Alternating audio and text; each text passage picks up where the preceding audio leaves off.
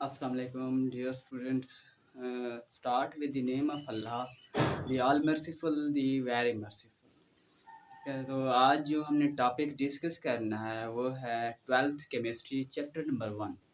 Chapter name है हमारे पास periodicity of properties and periodic classification of elements. मतलब एलिमेंट्स को हमने क्लासीफाई करना है पीरियाडिक टेबल में। तो सबसे पहले जो हम पहले पढ़ेंगे इस टॉपिक में वो है बैकग्राउंड, पीरियडिक टेबल का हिस्टोरिकल बैकग्राउंड। तो अब हिस्ट्री में जो है कौन कौन से साइंसदान थे और उन्होंने क्या क्या अपना नज़रिया पेश किया था। पहला जो हमारा टॉपिक है आज वो है हिस्टोरिकल बैकग्राउंड। हिस्टोरिकल बैकग्राउंड तो सबसे पहले मैं पीरियडिक टेबल ड्रा करता हूँ। इसकी जो स्ट्रक्चर है वो कुछ इस तरह से होती है।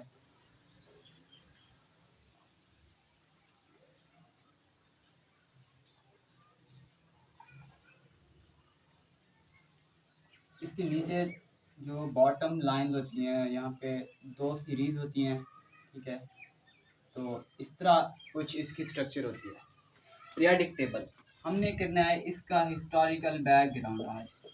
पीरियडिक टेबल तो हमने 9th क्लास में भी पढ़ा है कि पीरियडिक टेबल ऐसी टेबल होती है जिसमें हम एलिमेंट्स को उनकी मतलब फिजिकल या केमिकल प्रॉपर्टीज़ की बुनियाद पे तरतीब देते हैं, ठीक है। जो वर्ड पीरियडिक है ना, पीरियडिक ये पीरियड से निकला है और पीरियड्स का मतलब होता है वक्फा या दौरानिया, वक्फा या दौरानिया, ठीक है। तो इसका मतलब क्या हुआ कि पीरियडिक टेबल में एलिमेंट्स को हम इस तरह से तरतीब देते हैं कि एक ख़ास वक्फे या दौरानिए के बाद उनकी प्रॉपर्टीज़ रिपीट होना शुरू हो जाती है, ठीक है। इसीलिए इसको नाम देते हैं हम पीरियडिक टेबल। अगर आप पीरियडिक टेबल की सिंपल डेफिनेशन करना चाहो तो इस तरह हो सकती है कि the table which consist of groups and periods is called periodic table. या इसकी दूसरे वर्ड में डेफिनेशन हम कर सकते हैं कि the table in which elements are arranged into groups and periods, ठीक है। तो अब हम इसके हिस्टोरिकल बैकग्राउंड पे आते हैं। मुख्तलिफ साइंसदान थे, उन्होंने अपना नज़रिया पेश किया था, ठीक है। तो सबसे पहले जो साइंसदान है वो हमारे पास आ रहा है अल राजी। इसका नाम है अल राजी। ये एक मुस्लिम साइंटिस्ट था, मुस्लिम साइंसदान।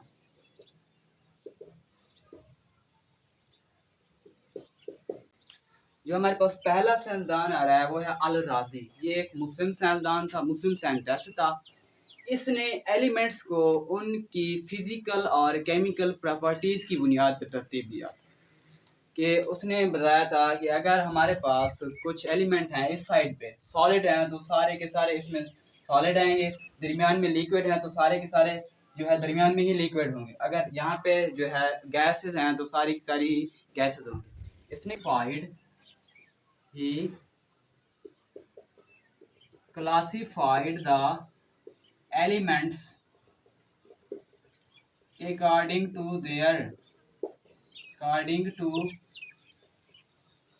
their physical and chemical properties। इसने एलिमेंट्स को उसकी फिजिकल और केमिकल प्रॉपर्टीज की बुनियाद पर तरतीब दिया था। मसलन अगर मैं कहूँ कि हमारे पास है 3 एलिमेंट्स हैं ए बी और सी। अगर ये वाला एलिमेंट सॉलिड है, ठीक है, तो उसने कहा था कि उसके साथ वाला एलिमेंट भी सॉलिड होगा। या उसने इस तरह बनाया था कि सॉलिड, लिक्विड और गैस। उसने कहा था कि ये वाला पोर्शन है, इस पोर्शन में सारे एलिमेंट्स सॉलिड होंगे, इस वाले पोर्शन में सारे एलिमेंट्स लिक्विड होंगे और इस वाले पोर्शन में सारे एलिमेंट्स गैस होंगे, ठीक है। उसके बाद साइंसदान था, उसका नाम था डो ब्रीनर। दूसरा साइंटिस्ट था, उसका नाम था डो ब्रीनर। डो ब्रीनर इसने एक लॉ पेश किया था, उसको हम कहते हैं लॉ ऑफ ट्राइएड्स। इसने एक लॉ पेश किया, उसे हम कहते हैं law of triads. Dobereiner give a law is called law of triad. ठीक है, याद रखना जो वर्ड ट्राई है ना, इसका मतलब होता है तीन, थ्री। एड्स कहते हैं हम ग्रुप्स को। ठीक है, तो इसने एक लॉ पेश किया था। इसने जो है एलिमेंट्स के तीन तीन ग्रुप बनाए थे। मतलब एक ग्रुप बनाया, उसमें तीन एलिमेंट रखे, दूसरा बनाया, उसमें तीन एलिमेंट। और इसकी जो स्टेटमेंट थी वो ये थी कि अगर तीन एलिमेंट्स का एक ग्रुप है ना, जो दरमियान वाला एलिमेंट्स है उसका जो एटॉमिक मास होगा वो दूसरे एलिमेंट्स का औसत एटॉमिक मास होगा, मतलब एवरेज एटॉमिक मास होगा।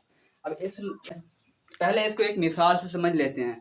उसने कहा था कि अगर हमारे पास तीन एलिमेंट्स का एक ग्रुप है, ए एलिमेंट्स है, बी एलिमेंट्स है और सी है। उसने कहा इसका एटॉमिक मास है 2, इसका है 4, इसका है 6। ये तीन एलिमेंट का ग्रुप है। अगर हम इन दो को जमा करके इसका एवरेज निकाले ना, तो दरमियान वाले का मास बनेगा। जैसे 2 जमा 6 इक्वल टू 8 डिवाइडेड बाय। अब ये देखें, अगर हम दो का एवरेज लेना, ठीक है, तो वो आता है हमारे पास, इसका जवाब आएगा 4। तो दरमियान वाले का जो मास है वो किसके बराबर हुआ, इन दो का हमने एवरेज मास लिया। ठीक है, तो अब हम लिखते हैं इसकी स्टेटमेंट। डो ब्रेनर ने क्या कहा था, the atomic mass of central element, central element, जो सेंटर में एलिमेंट होगा उसका atomic mass is the average atomic mass of other two elements. मतलब जो है दरमियान वाले का मास दोनों का एवरेज होगा। इसकी मिसाल उसने दी थी स्ट्रांशियम, कैल्शियम और बैरियम का। ठीक है, जो कैल्शियम होता है ना, इसका जो एटॉमिक मास होता है वो होता है 40। ठीक है, तो स्ट्रांशियम का होता है 88 और बैरियम का होता है 137। अब ये वाले जो दो एलिमेंट्स हैं इनका हम एवरेज निकालें ना, तो दरमियान वाले का मास आ जाएगा हमारे पास। जैसे 40 plus 137 divided by 2 equal to 7, ये हो जाएगा 7। ठीक है, तो ये हो जाएगा 1, डिवाइड करेंगे तो 88 पॉइंट समथिंग आ जाएगा। ठीक है, ये उसकी मिसाल है, एग्जाम्पल।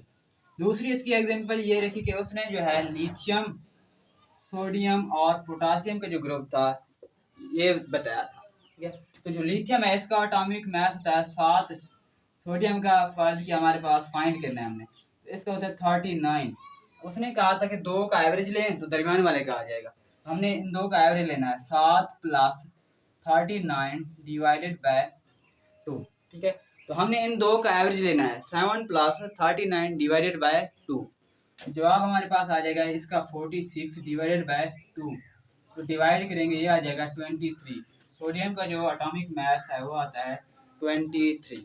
ठीक है, तो इसके बाद जो नेक्स्ट साइंसदान है ना, साइंटिस्ट, वो हमारे पास है न्यूलैंड्स ऑक्टेव।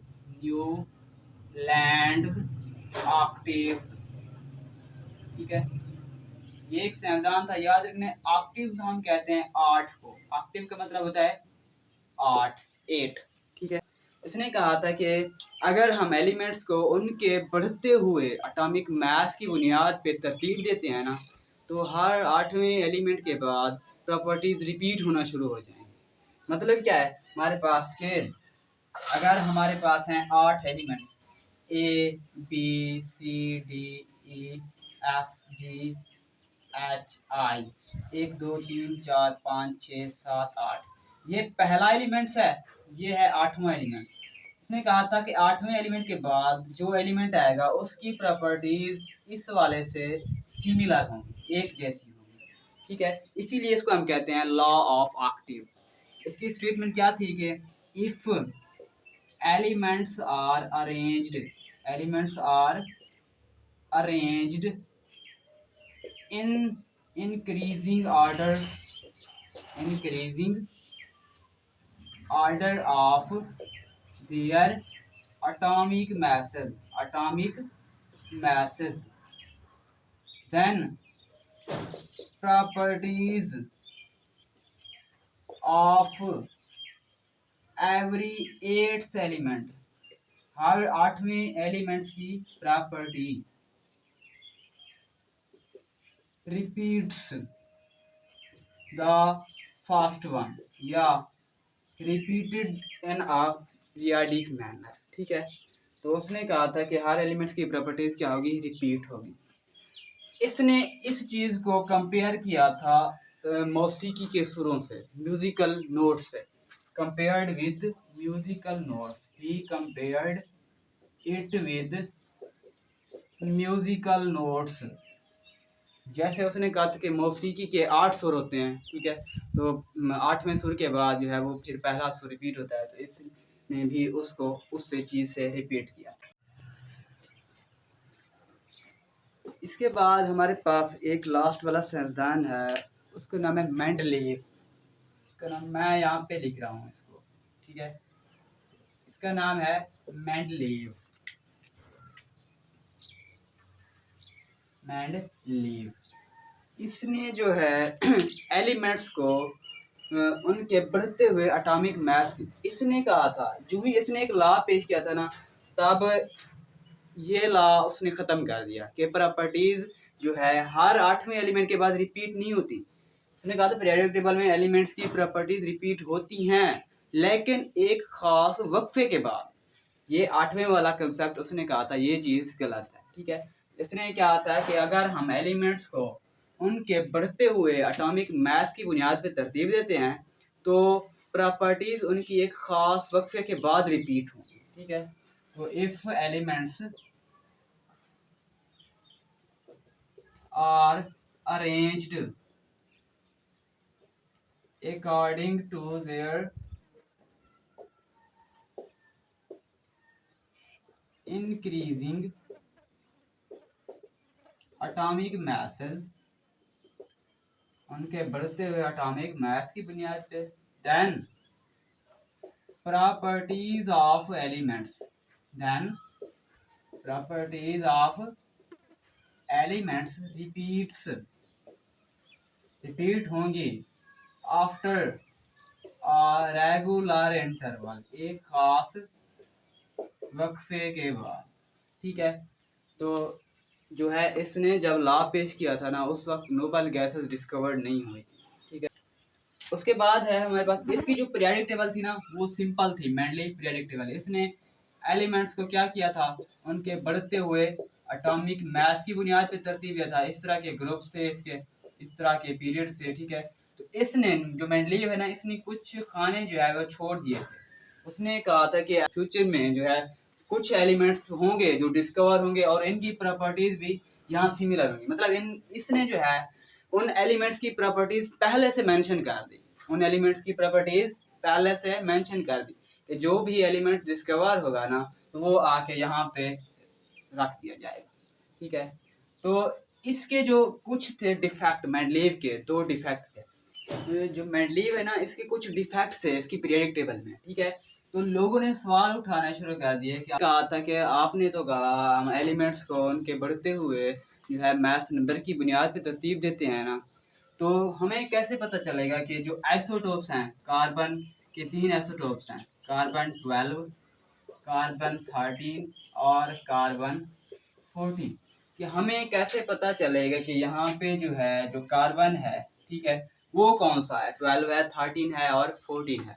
इसलिए जो है इसकी पीरियोडिक टेबल आइसोटोप्स की पोजीशन को एक्सप्लेन ना कर सके। पहला इसका डिफेक्ट्स क्या हुआ,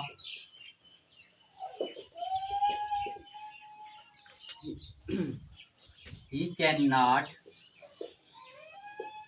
explain the position of isotopes, position of isotopes।